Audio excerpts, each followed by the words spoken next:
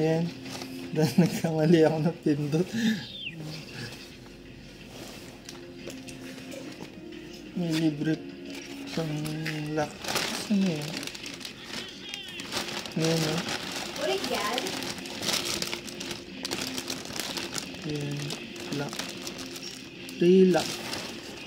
Anti-step Magno brand. Igeno. Super check 1. Dapat magtayo si pader ng buko dun para lumaki na yung kawaya. 2. Bili ka ng makapuno. Kaya sabi niya. 1. Nagiging buko ba yun? 2. Naiinom? Oo! Basta way, madali lang kasi. Yung maliit yun, di ba? Search ka sa ano sa YouTube. O sa ano. Pero sana may buko dun sa kawaya. Dali niya ipatanin. Kahit apat. 3. Hindi naman daw kasi pwede daw yung mahaba eh. Doon. Hindi talaga pwede delikado. O yung Gawin mo sa sagasaang bahay. mag-search ka sa YouTube. 4. 4. Pwede siyang lagyan ng laptop. Ay, hindi siya ano? Something. Meron pa, oh. Meron pa siyang gamot, oh.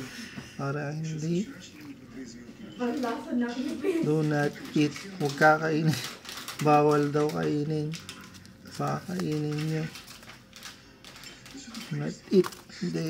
Desikan. Desikan.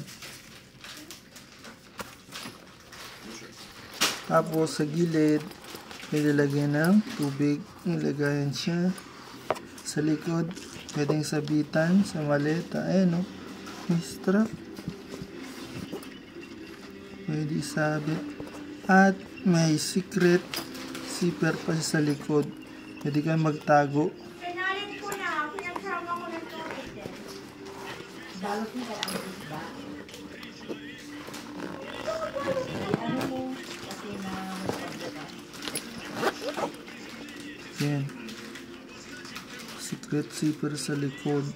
Pwede kang magtago ng hindi nila nakikita. Lagayin tubig sa bulsa. Kabilaan press ng quality materials. Oxford ata ito eh. Matibay naman siya, mukhang waterproof. Hindi ko pa nasusubukan. Pero mukhang tatagal. Hindi siya unleaded.